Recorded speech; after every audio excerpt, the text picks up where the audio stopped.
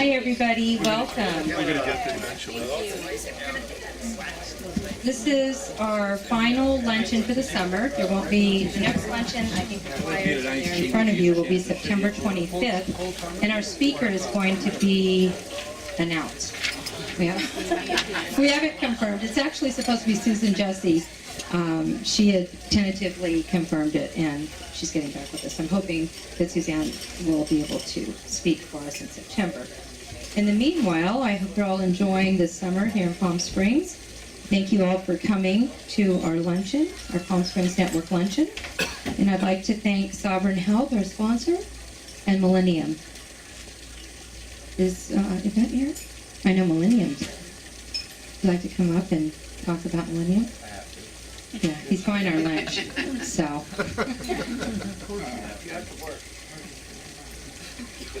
This is Mike from Millennium. Hey everybody, sorry Seth's not here. I know. Seth has better jokes than I do. So we're from Millennium. We're a toxicology lab. We do all the urine drug testing for ATS and a lot of the treatment facilities in Southern California. We full service lab, full customer service. We test for every drug there is out there. 24-hour turnaround time on the results. We test on the weekends. Josie and Jim and everybody that works with us will tell anybody that needs to know we're full service. We're always there to help. And if you have any questions or need any information, I'll be here the whole time. So thank you. Yes, they're a wonderful lab. And they're in network with the insurance companies, which makes it easy for the clients so they don't get large bills for out-of-network labs. Sovereign Health has sponsored as well, and they're not here right now, so I'll talk a little bit about Sovereign for them. I met Dr. Sharma, who's the founder, when he first came to Southern California from London about 8 years ago. I think it's probably been about 7 or 8 years. And he was my client. I helped him market and promote and start a lot of his facilities in San Clemente. So they focus on primary psychiatric patients. They have adolescents and dual diagnosis. They're in network with some insurances, and they take all insurances.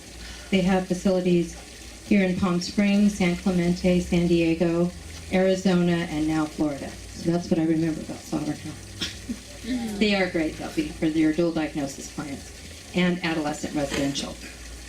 So I want to thank them, wherever they are. Dr. Sharma, I'm sure he might be in India. He comes back and forth quite a bit. Addiction Therapeutic Services is mine and Jim's program here in Palm Springs. It's just catty corner behind the Wells Fargo at 559 South Palm Canyon Drive. If anybody hasn't toured, I'd love to have you come by afterwards and see what we're doing.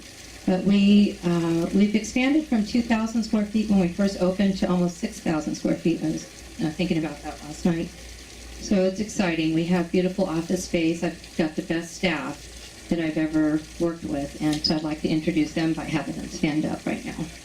Any of our ATS staff. So we have Dr. Ray Montella, who's our clinical supervisor and clinical psychologist, and of course my husband Jim, who's our addiction PA, so he does all the addiction medicine for the clients and med management. And then we have Jeanette Morales, who is the heart of the program. She's our program director. And we have Michelle Garcia, who does our spiritual care groups. Samira Norelli, who's our director of operations, and she's also our editor for RecoveryView.com. And then, of course, Salim Norelli, who's our clinical director, and he's a therapist as well. So thank you all for everything you do. We've got a wonderful team. Oh, Eric, stand up. Sorry, Eric. Salim was in front of you. Eric, we can do it without Eric. He's our treatment tech / security, so he takes care of us. We are very safe with Eric. He does all the UAs, works with Millennium, and anything that we need done, as you can tell. AV and cook. And then, of course, at the front we have Vanessa, who's our office manager. So, and Roz, where's Roz? Oh, and Sharon, you did. Sorry, if you're not standing up, I don't have my glasses on now. Sharon does our outreach. So she's our community outreach liaison. So if you have any questions or would like to schedule tours or referrals, Sharon can help you with that. And Roz is also at the front desk. Roz has been with me for 10 years because I've had my Recovery View company in Philadelphia for about 15 years. So if you haven't met Roz, she's wonderful. She does our Los Angeles marketing. And of course, Richie. I just love everybody that's on our team. So that's ATS. Now, I'm going to pass the mic around because we have a small enough group that I'd love for everybody to kind of tell us who you are.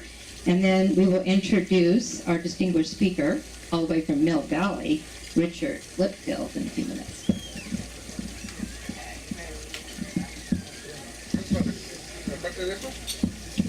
Hi, I'm Paul Flowers. I'm with the Killaby Center in Rancho Mirage, California. We're the first brick-and-mortar facility to offer mindfulness in the United States as their primary source, as the primary focus of treatment. So if you'd like to come into us, give me a call. I'd like to show you around.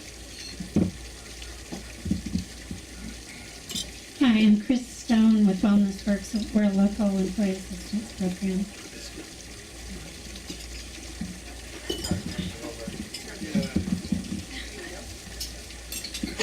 Hi, I'm Jennifer Ham, and I'm the marketing director with A New Start Treatment. We are in Los Angeles. I'm like 6 days in, so I don't know a ton of information, but I look forward to getting to know everyone. Hi, my name is Henry Green. I'm with the EVP Recovery Channel out of LA. We're a full-service marketing agency. We're exclusive to the industry, and we're also the insurance and billing and utilization review. Hi everyone, my name's Danny Ryan, and I'm a sober coach. I'm clean and sober 42 years this time, and I specialize in rehab to reality. My prices are not reasonable. Randy Stradley, RecoverySupport.help. We represent Dr. Albert Lai, a pain specialist here in Rancho Mirage, and he does the naltrexone implant to take away those cravings from opiates and alcohol. I'm Suzanne Stradley, working with Randy Stradley and promoting Dr. Lai. Just visited with the gentleman who's been doing, a doctor who's been doing the implants for over 20 years, and it was fascinating to hear of his success. And he is one that is committed that it has to be done with a treatment plan and a treatment program. He will not, just like Dr. Lai, will not do the implant without the treatment program in place. So, in a lot of support, and I'd like to shout out for Killaby Center and Paul and the work and the team that we've been working there. So if you'd like to hear about the results, please talk to him. Thank you. Good afternoon. My name is Tommy Vaughn. I represent His House and New Creation. His House is a men's treatment program. New Creation is for the ladies. We're located in Upland, Ontario, Rancho Cucamonga, Redlands, and of course Golden. We provide services throughout that whole area there. From detox to residential to the sober living outpatient piece. So if you want more information, give me a call. Hello, my name is Georgiana Lotfi. I'm a licensed marriage family therapist. I've also got a doctorate in ministry. I am working at part-time at San Gregorio Hospital with chronic mental illness and schizophrenia, and I also have a private practice in Palm Springs. I'm working on my 6th app. I have 5 apps, meditation apps. I'm a meditation teacher. I have 5 meditation apps that are out that would be helpful for your clients, and I put people to sleep.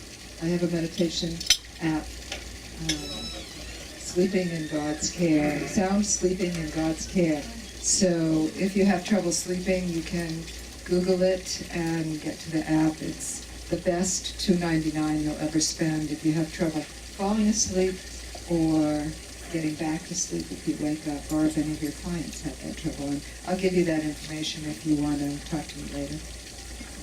Hello, Richie Annenberg. I wear a couple of different hats, and as a matter of fact, I used to be a storyteller, and I put people to sleep that way too.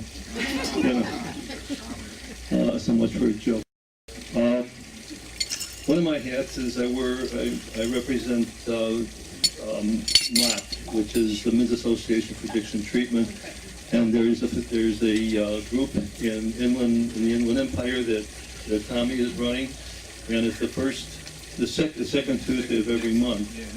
And I represent the West Los Angeles, and I also represent RecoveryView.com, which I think is one of the greatest inventions that ever came down the pike. I mean, the facts is that it reaches out over 100,000 people, professionals nationwide.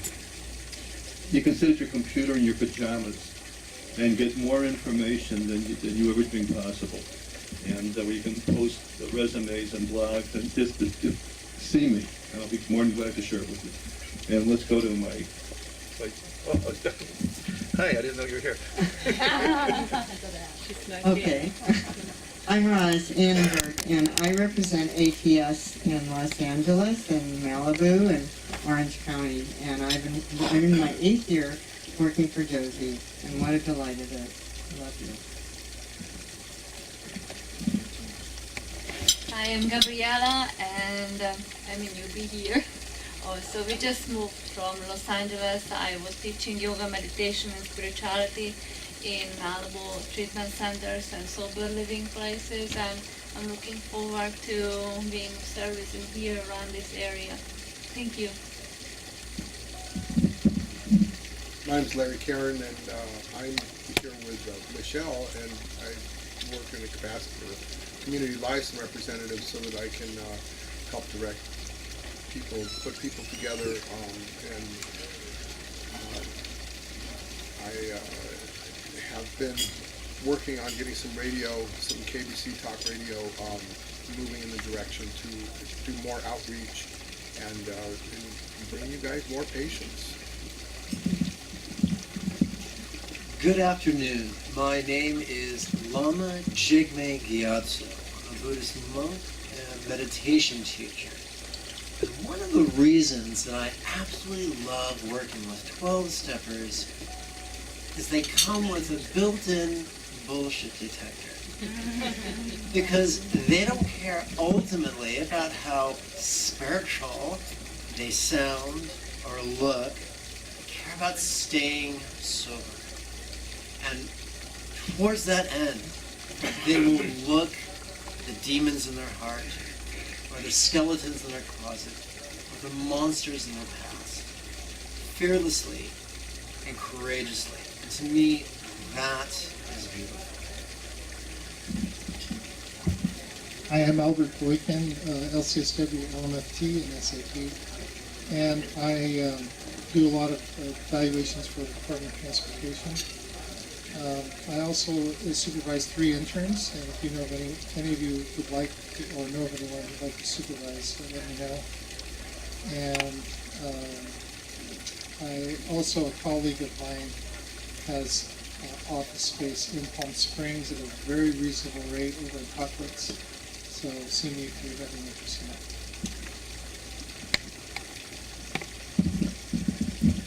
that. I am Don Bolda, head chef and bottle washer for the Desert Moon Ranch Sober Housing in Thousand Palms.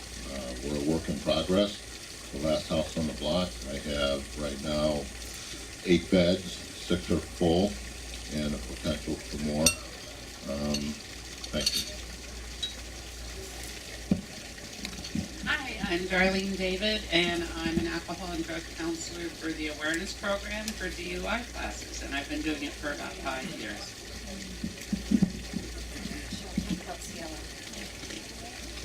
I'm Michelle Garcia, and I have the honor of working at ATS, doing spiritual care groups and doing spiritual retreats monthly for them.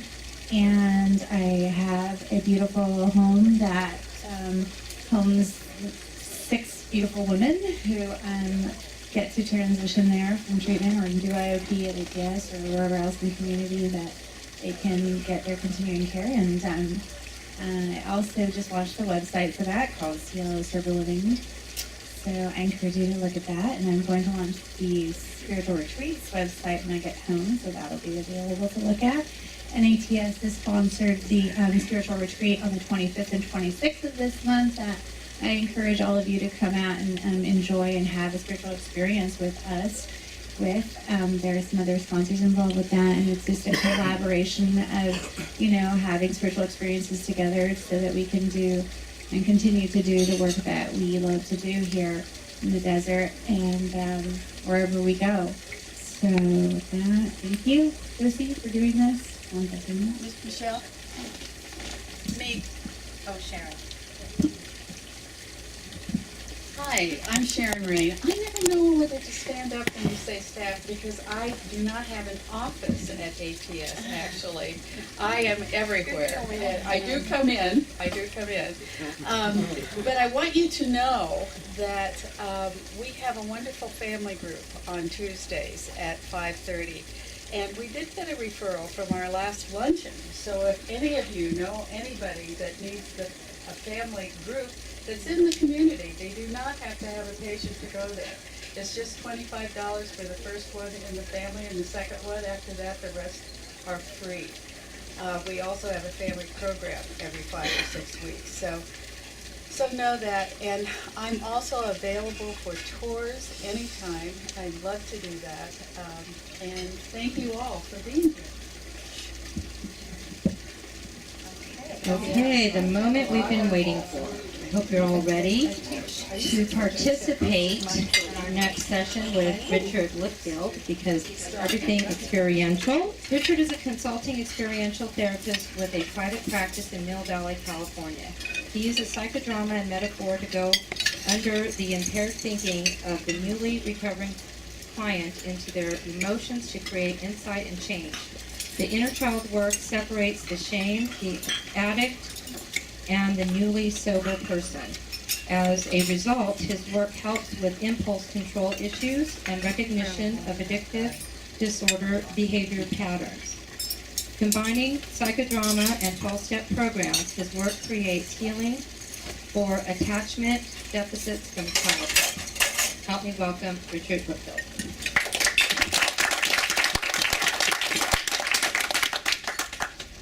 My name is Richard Lipfield. I'm a family therapist. I've been doing it almost 25 years now.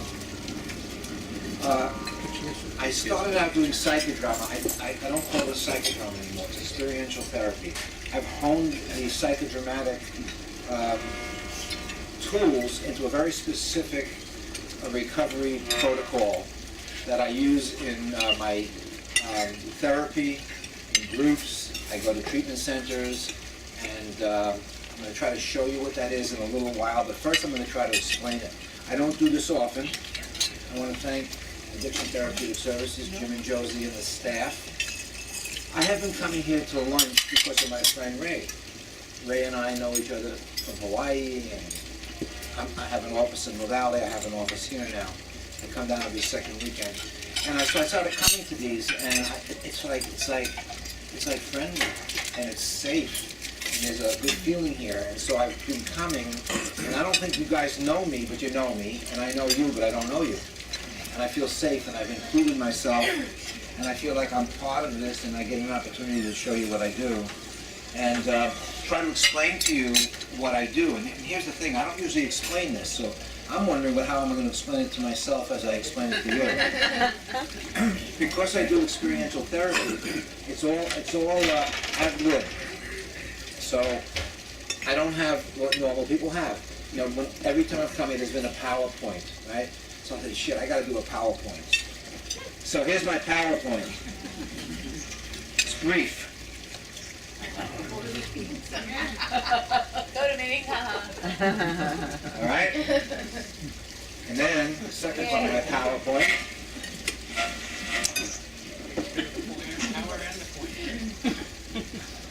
It works. Okay? And so this is kind of how I do it. And I have cards that I give out, if anyone wants any, which are both sides, and I give them out as seat savers at meetings. I have 31 years in recovery. I go to meetings, and I work in recovery. So I'm an adult child of an alcoholic. My dad was an alcoholic. My mom was a codependent. They bickered a lot. They loved me. He worked hard. I learned how to make money. But they should have been getting along, taking care of me, and they were split by the isms. And so I would come home and I would feel my mom's feelings after school, and she'd be worried or scared or angry or hurt, and I would share those feelings. He should have been sharing those feelings, not me, so I was in my father's position with my mother, called emotional incest. I had no idea. So I was my mama's buddy. He was the kid. I was the hero in the family. I got married. Went to college, and I was drinking a little bit. I got married. I was a salesman, and I did everything I was supposed to, but I had no idea who I was. What I had was radar, hypervigilance, no sonar, no knowing myself, and I'm drinking, and then I smoke pot, and then I drop acid. So I went from a beautiful little boy, ready to be downloaded. Nothing is wrong with me. We're all born like that. We're all born like this. And I help my clients understand that. We're all born ready to be downloaded. And then things happen. And so what happened is I was a salesman. I hit the bottom. I smoked. I dropped acid. And that's what happened. And this is how I qualify at AA meetings as well. I bring this picture with me. And I went from that beautiful little boy, perfect son, achiever, family hero, to this. And I went to the Haight-Ashbury, became a drug dealer, ran a famous nightclub, and 20 years later, I hit a bottom, and I stopped, and that's when I fell apart. I fell apart when I started using, when I stopped, I was back there, a mess. I had not negotiated life. And so I was at 44 and 24 inside. And I hadn't built my emotional issues. And it was very confusing in early recovery, as it is for our clients. And my mind was shattered, and I was ruminating, and I couldn't stop, and I was remorseful of the past, and I was fearful of the future, and I had no identity. Zip. And so, think of your clients. Think of the clients in recovery. Think of the kids that come in. Think of the adults that come in. So I deal with that. I go into rehabs and I do this, but I also do it with high-functioning, dysfunctional people.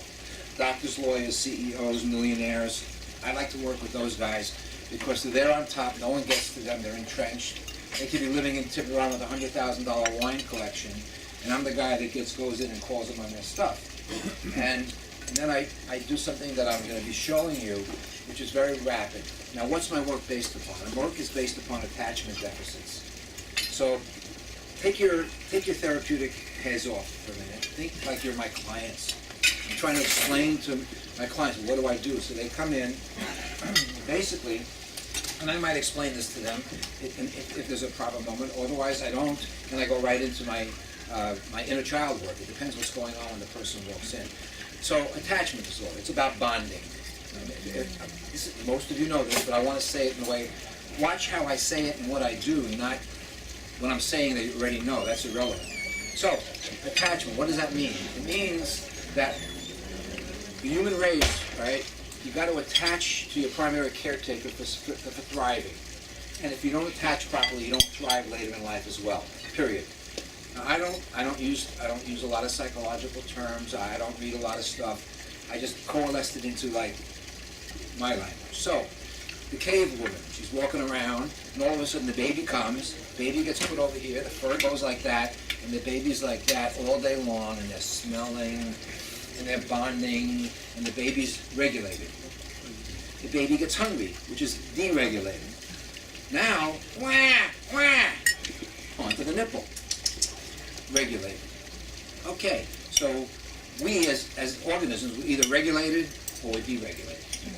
Simple as that. I want to get down to how can my clients understand this? They know what this means, and they know they're trying to get this, and they can't do it, and they're getting this. And so, I was born in 1941, 74 years old. Formula feeding every 4 hours. So I'm a baby, and I'm deregulated. Wah, wah. My mom's going, I have to wait a half hour. She waits a half hour. She's anxious. I'm anxious. I finally get the bottle. It's more than her breast milk. So I'm anxious and overfed. It goes into my nervous system. I ate like that most of my life, and I was overweight.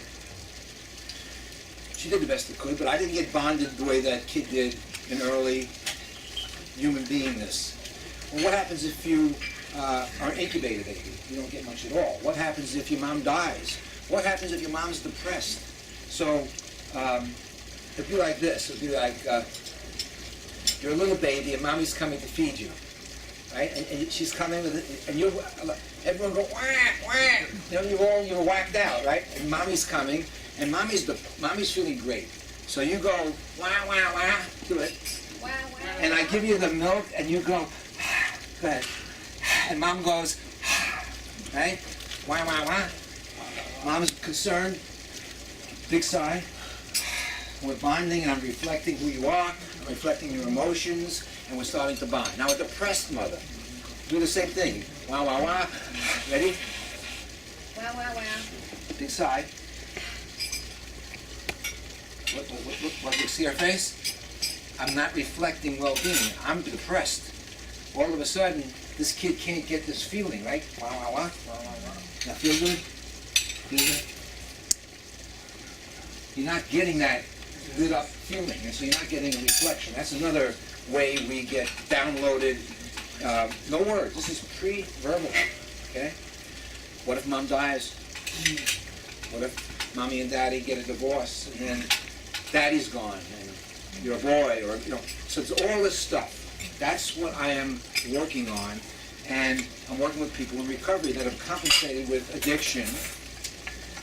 So if I get somebody who's in recovery 20 years, I do one kind of thing. If I go into a rehab and I have 20 young people or whatever age, and I'm going to do this with 20 people, because what's happening is they're in rehab and they're like, being cool. They try not to use. They don't know who they are. They try it one day at a time. Easy does it. Go to meetings. Blah, blah, blah. And we're trying to do insight therapy for them. Right? Their minds are impaired. So what can I do for them if they can't think? I don't want to go to their intellect. What a waste of time. They're whacked out. Their brains are gone. So how can I do it? And that's what I do. And what I try to do is a couple things here. Relative to the attachment disorder. I think the 12 steps and therapy, right? Therapy is about the past, the wounds, and the hurts, and the unconscious. The 12 steps are about spirit and God. Spirit and God is about we all belong to one thing. We're all a part of one thing that we don't have to understand. The wound is I'm not a part of anything, and I don't know who I am.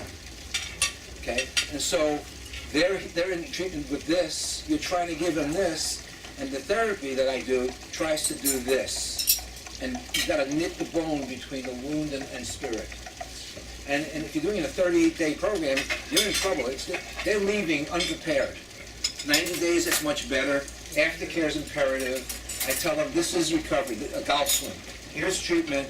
That's following through in recovery. If you don't follow through, you're not going to make it. You guys all know that. But you notice how I'm showing them, and I'm using my hands, and I'm showing the attachment disorder. Okay.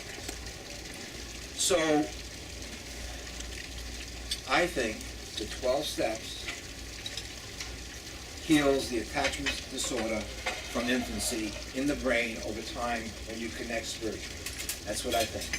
But what about we make it conscious and we tie it all together? So you're in rehab, you're whacked out, you don't know yourself. And I go around the room and everyone tells me about themselves. How many rehabs? 3. How many rehabs? 5. 1. 6. What happened? What happened? Oh, my dad beat me. I was molested.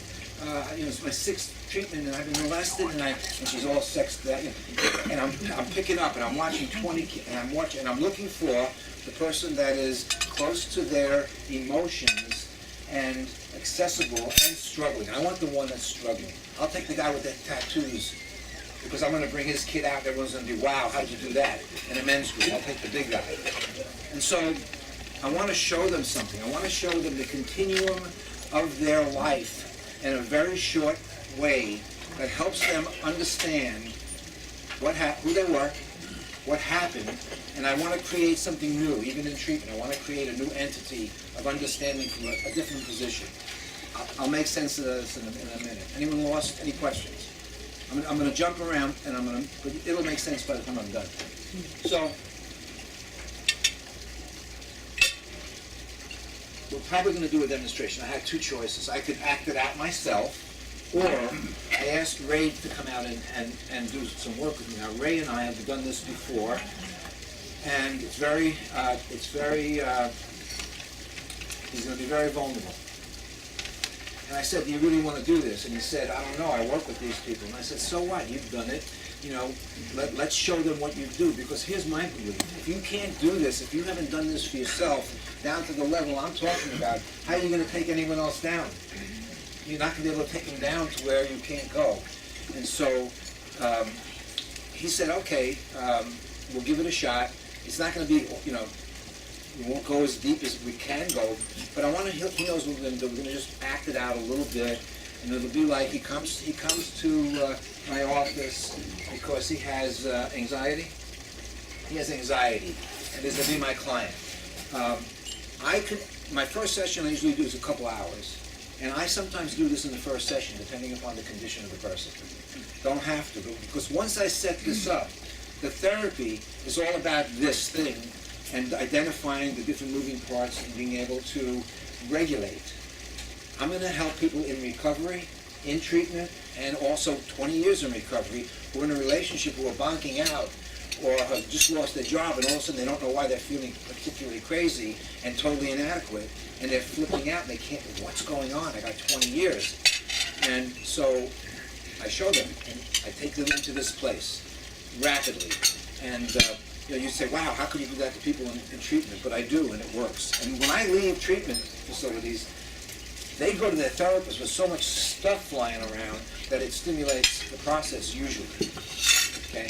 And I don't work on everyone. I pick 1 or 2 people in the group, and then it snowballs, and people drop like dominoes, and I walk around, and they're identifying. And so I want to show them the continuation of their life and how it works. So if you come into my office, 2 more.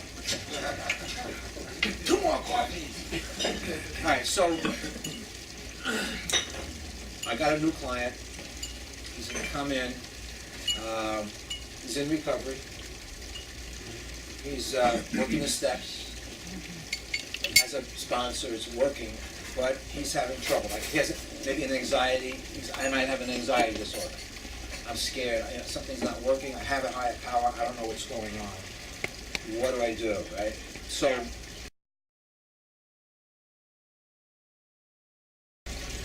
oh, glad you're here. Hi, Ray. Good to hear. How'd you hear about me? Just working around. Yeah. So to do some, the talk therapy's not working. It's in my head. I just want to see. How much recovery you got? I got 23 years. Great. Okay. You working on a program? Yeah. Good. So look. You've been to therapy before. Okay. This is not going to be anything like you've been through. I'm going to take the lead. You don't have to do the work yet. Okay? And I'll take us from where you are forward instead of getting stuck back there. It'll be relevant. I'll take a history, and we're going to move forward. Okay? So I'm a family therapist. I'm going to look at Ray's life and the patterns of his life with everybody. Family, friends, siblings, children. What's the patterns of his life? And then I'm going to take a history, and I want to know what happened down here in childhood. What did he have to do to compensate for the environment he grew up in? Because he was born a beautiful child of God. And then the environment dictated what he had to do to become himself and the choices he made. And I'm looking for these decisions and behaviors, these experiences, right? I'm looking for these up here being played out in adulthood. That's what I'm looking for. So it's the unconscious from the childhood being played out and debilitating the adult. Now, a lot of times people have addiction on top. So I help them get that off. But you're sober, so we're going to do some forensic work, and we're going to see what's going on. You okay with that? Okay. Good. Okay. Now, if I have couples, I say to the couples, when you come up, when this comes up, in couples, the 2 individuals come up with their wounds, they date, and when they move in, here's what happens. They enmesh in the family of origin wounds and get locked. I get people coming to me, I'm their 4th therapist in the last chance, because they're locked up in their code from childhood, and they've stimulated each other's wounds, which is what marriage does. And I need to, in the marriage, break the code, help them each close up their wounds in front of each other, so it's very intimate, so they can do this. And I show them this, exactly how I explain it. And so I do concurrent individual therapy in my couples work, plus give them tools. but I'm working on the wounds, dismantling it, close. Now, if you leave a relationship and you go look for the next one, guess what happens? Love addiction, sex addiction. And so you got to close these up. And then there can be a free-flowing relationship that you can feel yourself flourish in. So back to, so why are you here? What's been going on? What are you feeling?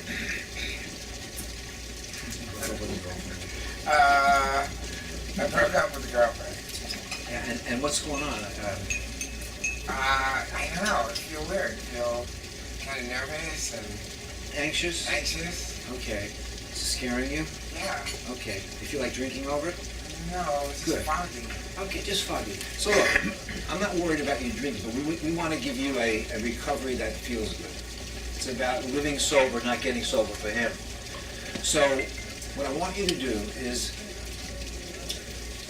take your hand and touch in your body where you feel that anxiety. Put your hand on it.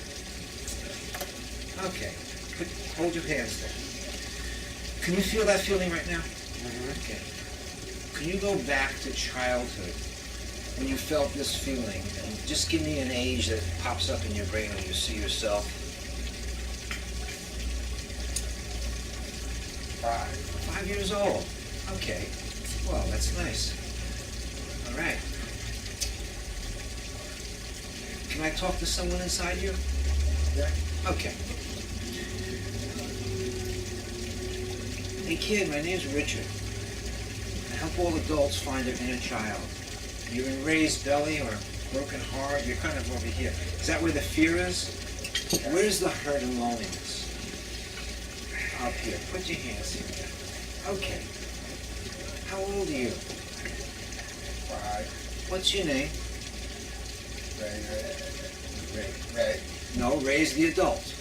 What's your name from childhood? What did they call you when you were little? Ray. Ray, okay. Ray. Does Ray know you're alive inside of his broken heart, or does he think you're in the past? In the past.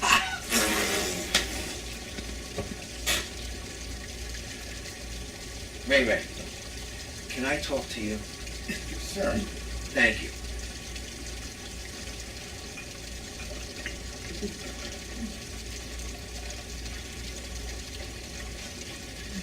Ray, I want you to come out here, and Ray, you're going to stay there. And Ray, keep quiet. I want to hear from you. Hi. What's your name? Ray. No, Ray's over there. Ray. Hi, Ray. How old are you? 5. Thank you. I know this is shocking. You haven't been out in a lot of years. 50 some odd years. He thinks you're back there. Yeah. You're looking at me like funny. You look like you don't trust me or something. Yeah, sure. Okay, well let me tell you, my name is Richard. I'm a therapist. I promise not to lie to you. If you think I'm lying, tell me, and I promise not to hurt you. I'm visiting you at 5. I don't think anyone ever spoke to you like I am now, like you're a real person. And he says that he's feeling anxiety. I think it's you that you're scared. Could you tell me at 5 years old what's going on and why you're scared? As a 5-year-old, Ray, do not talk. I'm being beat up. You're being beat up? Where? Down the hallway. Who's beating you up? My dad. Your daddy? Why is daddy doing that? I don't know. Does he do it a lot? Only when I'm bad. Well, how does a 5-year-old do bad? I don't know. So you don't know what's wrong, do you? No. You trying to be a good boy? Yeah. That's tough, huh? Mm-hmm. If my daddy was hurting me and hitting me and I was trying to be a good boy and I couldn't do it right, I would be very confused. Where's your mommy? She's just standing on the back. She can't help? No. She's afraid. She's afraid. Does daddy pick on you most of the time? Yeah. Does he ever pick on mommy? He yells at her. He yells at her, but does he hit you? Yeah. You ever ask him why, Daddy? Why are you hitting me? Oh. What would happen if you tried to ask him? He doesn't answer. He wouldn't answer. Does he yell? Yes. What's he hit you with? A stick and a strap. Oh. That makes me very sad, Ray Ray. Thank you for telling me. No wonder you're scared. You know what? You live inside of his broken heart. You know what he calls you? He calls you anxiety. He doesn't know you're here. It's Ray Ray. So I want you to say this to your mommy, your daddy, Ray. Here's what I want you to say over and over. Ready? What about me? What about me? What about me? What about me? Yeah, look up. Hey, what about me? What about me? Yeah. What about me? Yeah. What about me? What about me? Yeah. What about me? So, here's the thing. I don't think Ray's taking care of you. He's doing the same things, ignoring you. I'm going to help him take care of you and repair. Would you like me to teach him to reparent here? Yeah. Good. But I have something to tell you that you don't know. I think Ray has done enough work in his therapy that he knows this. But guess what? No one's ever told you. And he doesn't even know you're here. And when he feels you, he thinks he's crazy. So, you ready? If you think I'm lying, you'll tell me. Ray Ray, you're a beautiful child of God. Born perfect into a family that's sick. You're too little to know that. None of it's your fault. Little boys and girls are going to take the blame. It's called shame. It must be you. Not in words, in feelings. So what did I just tell you about yourself? It wasn't my fault. I'm a beautiful child. Born perfect into a family that's not well. Into a family that's not well. It wasn't my fault. It wasn't my fault. How's that feel? A little better. Well, maybe you don't believe it yet. No. Well, look, what if I'm not lying? What if I'm not lying? Then what? I don't know. Okay. You are raised low self-esteem and shame. He's sober. He's done a lot of good work. He has a higher power. And you're inside of him, back in that hallway. Would you like to come out and let him maybe live with him in recovery? Yes. Okay. Is there anything else you want to tell me before I put you back over into Ray?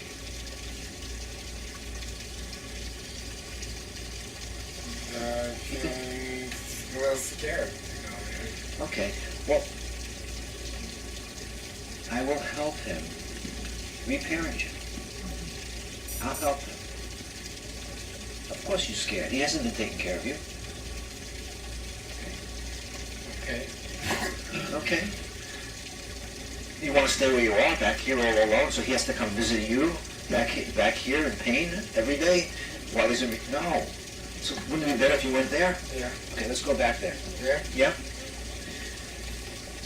So now, I say to... I want you to see him in the hallway. His father's raging. Right?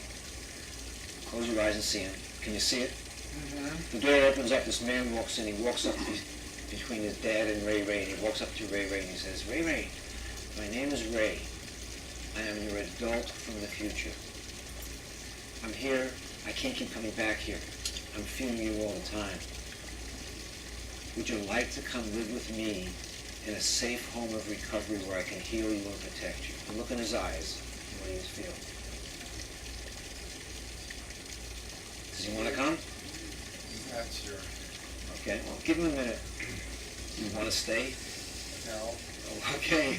So he doesn't want to stay, and he's afraid to go. Okay, put your hands on him, like this. Tell him, I promise to bring safety into your life. To bring safety into your life. Keep looking in his eyes. Does he want to come? Yeah. Okay, take him out of that house. Show him where you live. You live here. You're going to live with me. I am going to reparent you. You okay with that, Ray? Mm-hmm. Okay, now, Ray, I have Richie inside me. You know, the little boy. I showed you guys Richie, right? And so I have Richie inside of me. He's that age. I'm 74. Richie lives inside of me. He will never be older than that. I am very sensitive. He's hypervigilant. He wants to be loved. He doesn't want to hurt anybody. he gets scared, even in my marriage. So here's my rules. When Richie gets triggered, here's what happens to me. Richie comes up to the wounds and pops out like an airbag in a car. And I'm walking around and Richie, well, I must be crazy. I'm a 74-year-old man. Why am I feeling this crazy feeling? What is going on? So what I do is I close the wounds. I take Richie, take Ray Ray, put him in my heart. I want you to give him the hug you wished your daddy would have given you every day. And I want you to, can you feel compassion for that little boy? Can you feel it? You feel warm? Okay. I want you to say, Ray Ray, I feel your fear. Ray Ray, I feel your fear. I'm here now, and I'm touching him, right? And as I touch him, I am establishing that there's a difference between that kid and I'm getting him back into the adult, and I'm putting the child back in the adult instead of the adult being in the child. This is all experiential. It works. So now, I am here. I'm here. I'm here. I'm a sober man. I'm a sober man. I'm a parent. I'm a parent. I will parent you and never leave you and never hurt you. I'll parent you and never leave you and never hurt you. How does that feel? Is that a good feeling? Yeah. Now the homework I give to them is go and get pictures of childhood from infancy, 4, 8, 12, 16. You bring them in, and we do a forensic visual of what happens. So you have a kid that's like a kid, right? Like, Then you see 4 years later a kid, and then you see a kid, and you actually see the progression of the damage done to the spirit. The spirit gets diminished, and there's a visual. We pick out a picture where the spirit is alive before damaged. He frames it. I tell him to go to a toy store. The animal has to be this big, so he feels little. And he walks around. I want you to take Ray Ray to a toy store. Do not pick it out, Ray. Ray Ray will tell him right here which animal to pick. When he sees the animal, buy the animal, come in with the pictures. He's going to make his bed every day. The picture's going in the bedroom. The animal's going on his bed, whether a couple or not. And Ray Ray's moving in, so whenever he goes into his bedroom, he's going to see Ray Ray, and he knows Ray Ray's with him. And every morning, this is what I do. I turn my day over to God. Here's what I do. Good morning, Richie. You're my beautiful child of God. My innocence, my clarity, my purity, and my good intentions. You're my beautiful little boy, and I love you. And I have healed my little kid over 31 years by doing that every day. I have reared this little boy over again and healed the attachment deficit because I am attached to him. Now, interesting enough, I couldn't do that till I was attached to spirit, because I was so alienated from my addiction that I'm walking around disconnected in life. And when I got the steps and I got a sense of belonging to something I don't understand, I started healing and feeling connected, and I can bring that to Richie. It took a while. An ant cannot understand I'm shaving. I cannot understand what God is. But I'm in it. I can feel it. There's an order like electricity and gravity. I'm in it. I'm not separate from it. And if I learn to listen to my intuition, if I'm in touch with my little kid, if I'm in touch with God, I'm the conduit to Richie and God, and we heal. And that's what I help people do. Now, I said, here's the next part. So Ray, do you want to see why you didn't know Ray Ray was here up until today? Okay. And I'm going to show him the block. This is the next piece. And not too many people do this, and I think this was the key for me. So, someone's blocking you from Ray Ray. How old are you over here, Ray? Your chronological age? I'd say right here, 62. 62, and here's a 5-year-old, right? Okay, get up. Stand in front of the 5-year-old. Turn around. Do not let Ray see that kid. Like this. Back up a little. Back up. Right there. Okay? Ready? Repeat after me. And when we play this out. Stop. Stop. I am the gatekeeper. I am the gatekeeper. I am the sentry to the inner child. I am the sentry to the inner child. I'm here to protect them from any further hurt. Here to protect them from any hurt. Stay the F away. Stay the F away. And I say the F. Stay the F. I didn't say it. Hey, F is 1/4, so I owe you $1.25. So, stay the F away, right? Then I say, wow, man, who are you? And what age are you? He's 5. He's a man now. Who the hell are you? What were you like as a teenager? Class clown. Class clown. How old are you? Ha ha ha, like we didn't know. Yeah. Surprise. Probably started at like 12, doing that, 13. Okay, when did you start drinking and using? 12, 13. Ha ha ha ha ha, 12, 13, ha ha ha ha ha. Right? Yeah, okay. Wow. You figured out a way to stop the sorrow behind you. He figured out a way to cover it up and adjust for the sorrow he grew up in the wounds. He's laughing. Okay, dude.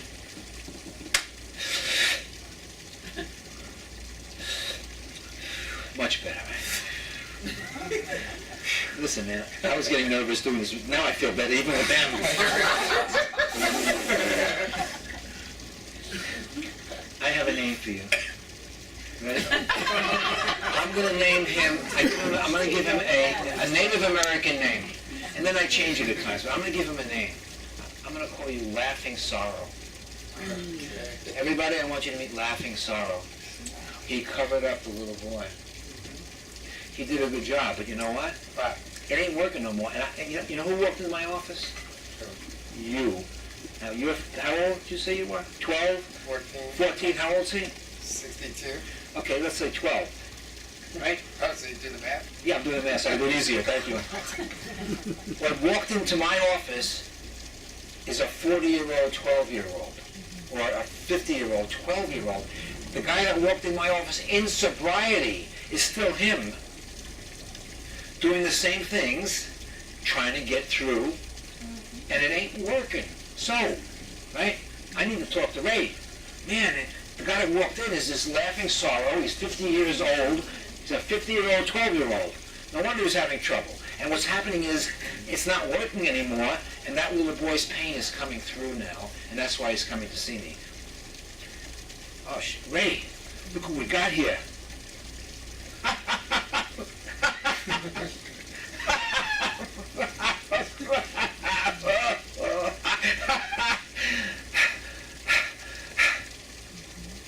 What do you want, Ray?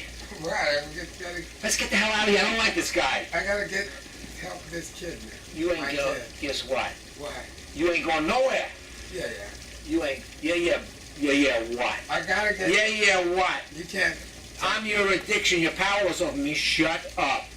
I don't care. Shut up. No, you shut up.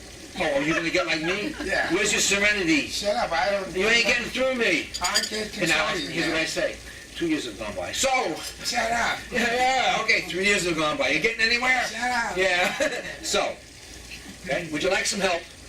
Yeah. I'll be Richard. Listen, dude. This guy saved his life. He saved his life. If it wasn't for him, he dies from heartache. Something happens. He wouldn't be here. He saved his life. He's a war hero. Except, he's like the Japanese soldier in the Philippines 10 years after World War II is over, hiding the kid in the cave of shame. The enemy's left and he's still there. And it's not working anymore, and you can't heal the shame of the child because you can't get to him because you're protecting him. So he won't get hurt, but he won't get healed. So what the heck are we going to do with him? Would you like a suggestion? Yeah, please. Okay. We're going to make him an offer. Who? Laughing Sorrow. If he surrenders, he can't surrender. Listen, I have news for you. This is the first day you've ever been on the planet as an adult. Today is the day. He walked in, you're walking out. You've never been here. He's going to surrender to you, but you're in diapers. You don't know what you're doing. You have men in the program, you got a sponsor, you got therapy. What if he surrenders to the process and let you learn what a man does instead of being him? Are you willing to do that? Yeah. Make him the offer. Laughing Sorrow? Laughing Sorrow. If you surrender, If you surrender, we will give you the Medal of Honor and Courage, the Medal of Honor and Courage, and full amnesty. And full amnesty. For saving that little boy. For saving that little boy. And the steps help do this, by the way, okay? You okay with that? I'm okay. Let me talk to him. Which one? Laughing Sorrow. Now I got a schizophrenic, bipolar. He might as well drink. Okay, which one? Betty? Betty. He's offering you the Medal of Honor, the Medal of Courage, and full amnesty if you surrender. Not to him, because he's in diapers, but he's willing to learn from the men how to be a man. You're going to stop doing what you've been doing. Are you willing to do that? I'm willing.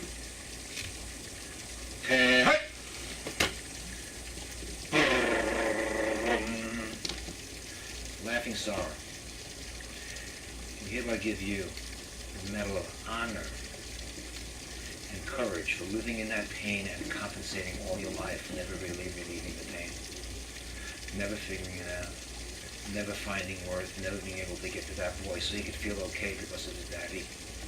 You get full amnesty if you're ready to surrender. Are you ready? I'm ready. Rifle, pistol, boot knife, book of jokes, shield of indifference, false smile, sarcasm. Oh, sarcasm. No. Yeah, right. This is, oh my God. That's what gets him in trouble, by the way. So you can expect him to be different from now on. Okay. Uniform. And stand aside. I want you to make a surrender speech to everybody. My name is... Laughing Sorrow. Laughing Sorrow. I surrender.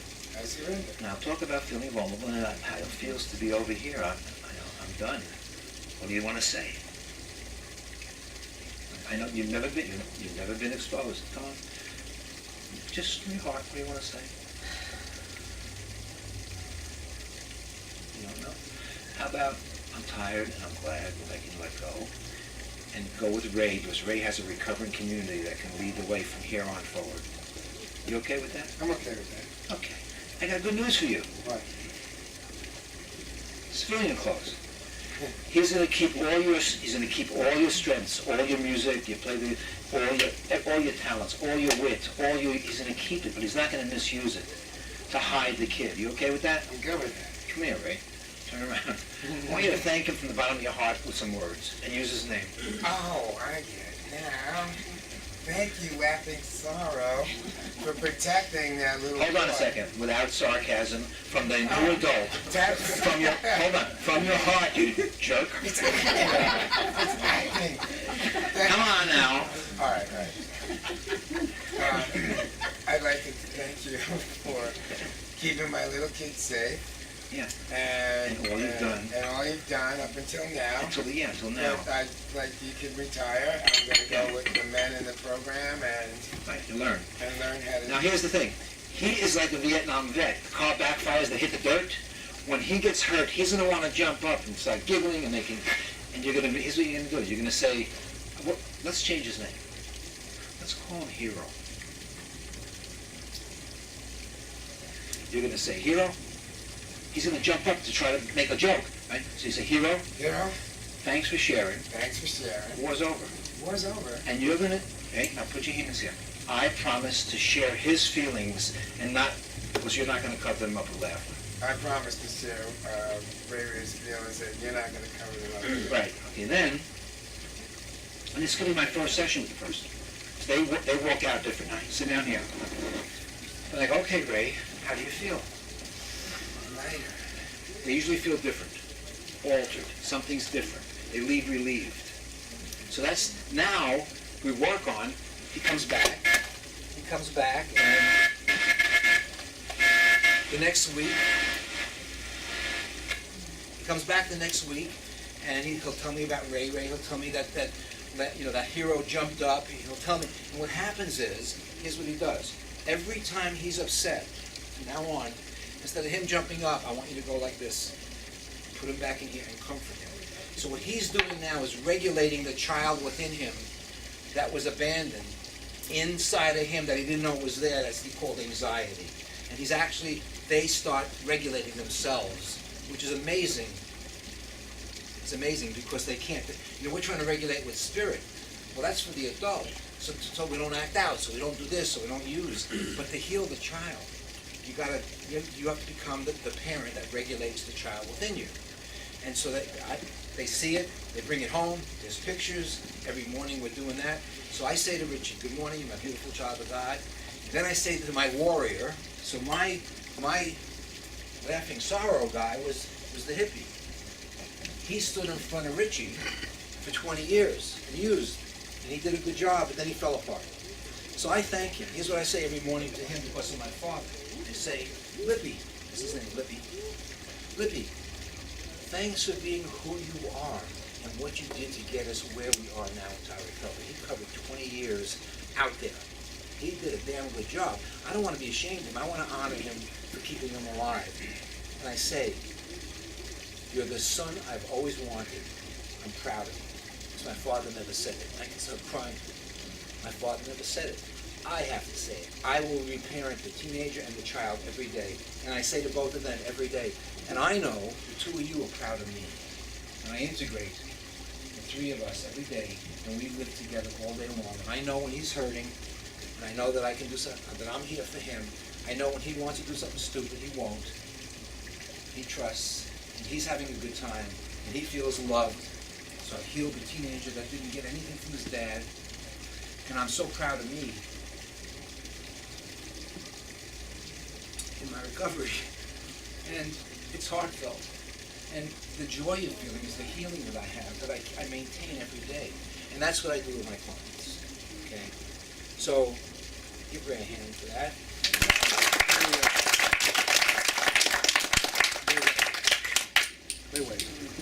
Okay, so, you seem like experiential. I experienced it. Shoot. Okay.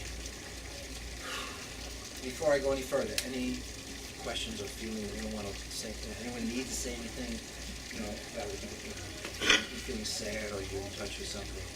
I didn't want to bring anyone out here and do that to them because it's just, this is not the venue where you came to do this. If you came to my office, we do it. But here, I'm not going to pull someone out and do that. But he was gracious enough to know that he's going to show us. And he did pretty good. The kid almost, you do have pride. Well, when you went to the 5-year-old. Yeah, he has sobbed. He has sobbed as the 5-year-old in previous. We did this a few times. Just totally, and he's watched me do 2 years of this at Michael's house. They flew me in every weekend, every second weekend. And Altamira. And Altamira and Bayside Marin. So he's been around me, so he's kind of desensitized to it. So I appreciate that he was willing to do that. Otherwise, I would have played it out. So now I want to show you one more thing. Richard, he asked if there was any. Yes. What if the father was absent physically and the mother was absent there but absent mentally? Would you work on both? Each? Well, I would say that he was abandoned. I didn't work on the father or the mother. I worked on his loneliness, and that he's not attached. Any kid that's not attached is going to be ADD or anxiety disorder. Of course, they're not attached from before they remember. You're not attached. So it's just double. It's a double whammy of attachment, and so it comes down to the same thing. That no one was there for him. Now, usually a sibling does it or a grandma. So I might say, why don't you take grandma's love and you give to that child the memory of your grandma's love that you got, give it to the kid every day. And I give them a way to think about what that love was. Get the idea? It's all feelings. You got to go to I got to get them to feel, think. Okay? So now the kid's living with them, we're doing therapy, and we move on. Now if I do that in front of a couple, I do that with the woman and the man, I break the code. They're fighting, they've lost the connection, they don't know how to go any further. They see the little children, they both cry, they see that one loves it, and the little kids, I'm afraid of you, and I don't mean to hurt you, and all of a sudden, they start, so my wife's Francine, she's a lawyer, 31 years in recovery. I'm 36 years in recovery. She ran away at 16, she was a street hooker, heroin addict. She got into recovery at 26, got a GED, went to high school, went to college while she worked as a plumber in recovery, went to Georgetown, I'm gonna pray again, went to Georgetown University and became a lawyer. And she was this little kid. I call her Sini. She knows that little girl, I know the little girl. She calls me Richie. When she does that, I feel safe. If I hear Richard, I ain't safe. If I hear Richie, so every morning, the first thing we say to each other every morning, Sini, welcome to today. That's what we say every morning. Richie, welcome to today. We are honoring and we are bringing these children into our home to feel the safety and the connection. And then if we don't see each other for the rest of the day, we're good. The worst thing is to feel disconnected and go out into the world because you had a fight. So we have this mechanism of including the kids. So I want to show you one more thing. So I have so many different. This is the therapy part that goes out into. It goes like this. And if I do it in a group, everyone's seeing they're remembering their child, they see who's in treatment, and they see they can be another person. And when they get the idea that we're not trying to fix this person, we're not trying to fix the addict. We're surrendering the addict, and we're trying to create this new person. When they get that in treatment, there's a whole shift for those that can get it. Some are too impaired to get it. Who's in a 12-step program who's kind of struggling a little bit around the first 3 steps, or, anyone? Blah, blah, blah? No. Okay.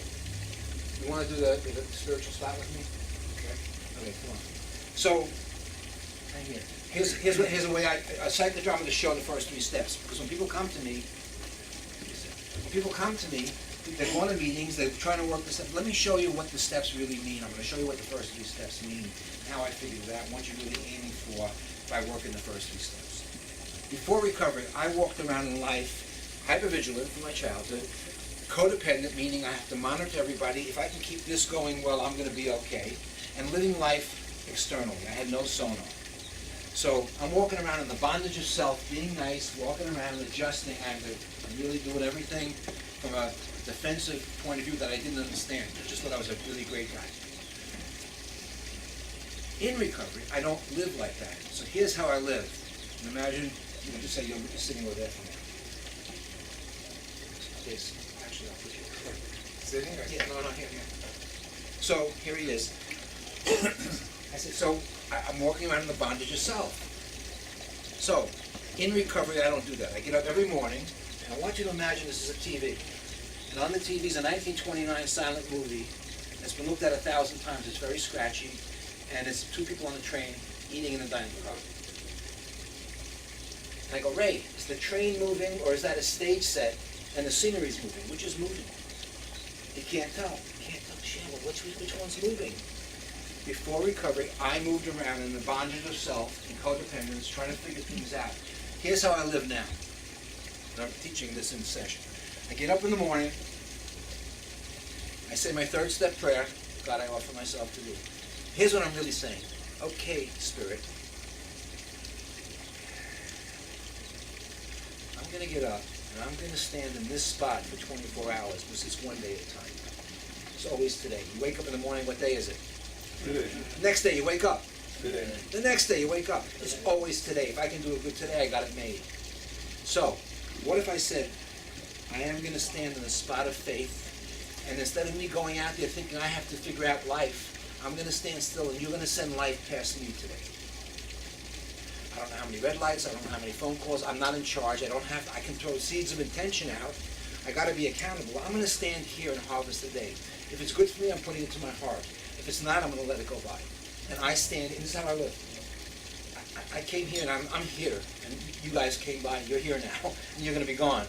That's how it is. I don't even think in between. So here I am, and I harvest the day. If it's good, I take it to my heart. If it's not, I let it go by. So now get up, stand over here.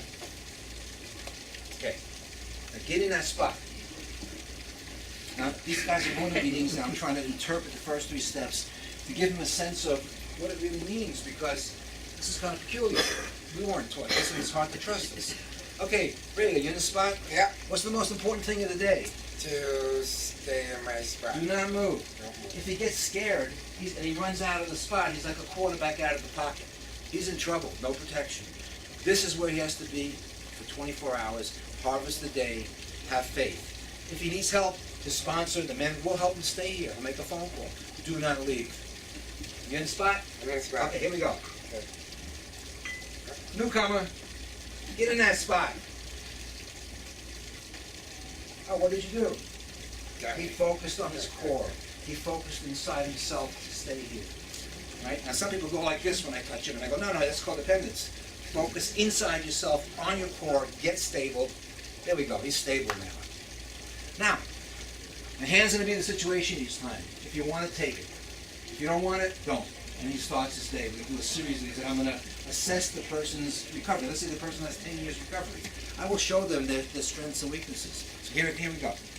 The hand's the situation. If you like it, you take my hand, you put it to your heart. Actually, take my hand. Here we go.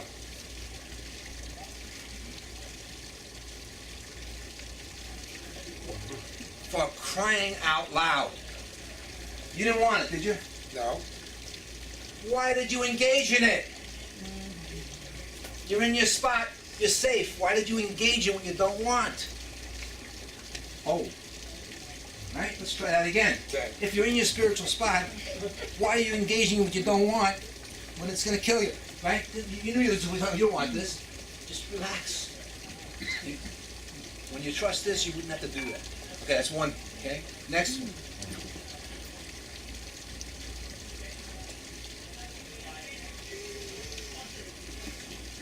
And I showed you this one in rehab. What the heck did you do? I wanted it. Great! You left the spiritual spot. Wait a minute, man. Let's try that again.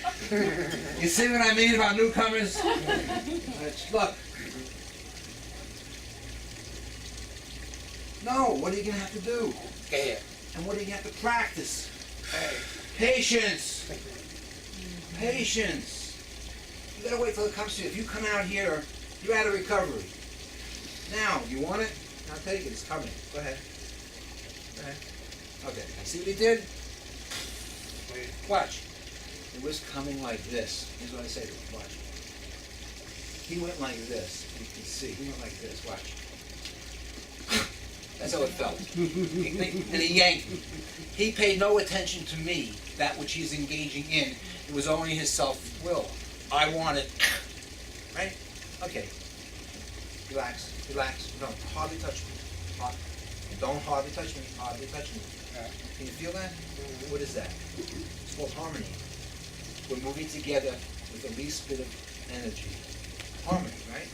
If you don't harmonize with that which you're going to deal with, so I'm coming like this. Move me faster now. Move me faster. Get it? Move me faster. Go ahead. Yeah, go ahead. Yeah. What are you going to get? Resistance. If you move the thing you're engaging in faster than it is going, you're going to cause resistance in your life. You got to harmonize and get aware of what you're dealing with in an early recovery. We don't know how to do that. So that's another one. Next.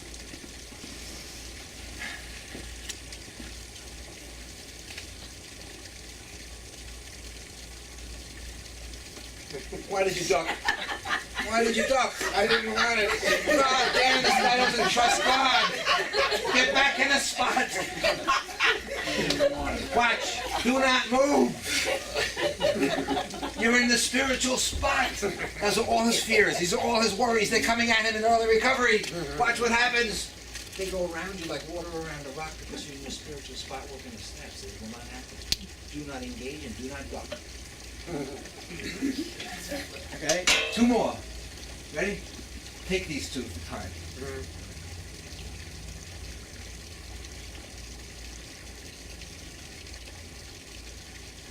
That? You better work some steps right. Come on. Don't move. Reach up. Now what? Now what? Yeah. It's out of reach. What are you going to do?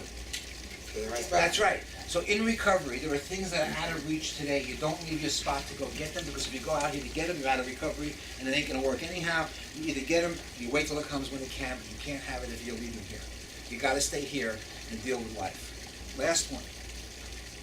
Take this one. To your heart. Very nice. What did you do? He didn't let go, did he? What did it do? Pulled him right out of the spot. So, if something comes along and you want it and it keeps going, what you let go. So, in order to stay in recovery, you got to let go of people, places, things, opinions, behaviors, and belief systems. And you got to keep letting go to stay here. And that's the first 3 steps. Good luck. Give him a hand. Okay, so thank you. Thanks for keeping the circle. Thanks for keeping the circle. I'm glad there were a few people. I'm glad it was more. I wanted to sit like this. I didn't want a long corridor because this is vulnerability here. And you get a sense of what I do. It's experiential. People remember this. They remember the spot for years. They'll come back in sessions. I left my spot. I stayed in my spot. It goes into the nervous system. This is not about up here. They remember this. They remember the whole thing. They remember this. And so they hold on to this stuff. And I have a series of things like that. And I think it goes into a place of knowing, not understanding, and that's what I like doing because their brains are all messed up anyhow. Okay, any questions or comments or anything before I conclude I shut myself down here? Did you guys feel feelings? Did anyone feel the kid inside them and childhood stuff? Did anyone feel their teenager? You know, so imagine if I would have brought you out here without knowing it and filleted you. It would have been like, but I give you a set, and it isn't uncommon that when I do this, people are crying in the sessions. I had a scenario I would have brought to you that would have had you in tears, total tears this week. That someone who came in, that I did this the first session, and I'm gonna just give you quickly that his mom committed suicide. He didn't know it was 3.5. His mommy died at 3.5. His dad was an alcoholic. He didn't remember it. At 15, his father told him that it was suicide, and it was poisoning. He then started remembering that at 3.5, Daddy was on the phone, Mama was screaming in the bathroom, choking. He was given orange juice to take to the bathroom to save her. And he went in there, and she kicked it out of his hand and locked him in the bathroom with her, and she died. And when he came into the session, he kept saying, the first time he goes, "Oh, I'm sorry. Oh, I'm sorry." He kept saying, "I'm sorry." And I'm going, "Why are you saying you're sorry?" But at the end of the session, it was the little kid that felt sorry that he didn't save his mommy, that he felt responsible for her death. And I was able to talk directly to the child, and he walked out different. And he wasn't allowed to say anything ever about the suicide. So he's in shame. I said, "Your little kid's in the bathroom, locked up in a secret. We've got to get him out of there." And we brought the kid out, and he left it, and he came in feeling suicidal. And he left feeling better. And I had to go there right away. So I had to get the kid out of the bathroom. So I'm feeling emotional again. Thank you very much. I'm going to stop there before we all start crying. Goodbye.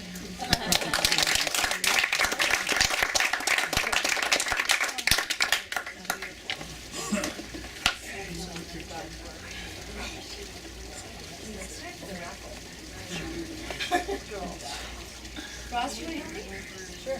Pull the card. It's a $25 Visa gift card.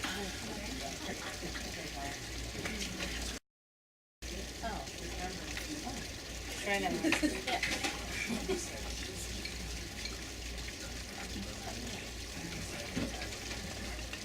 Michelle Garcia. All right.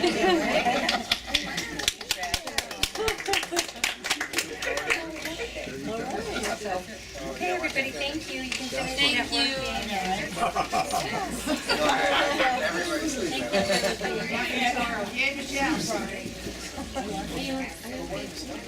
I am.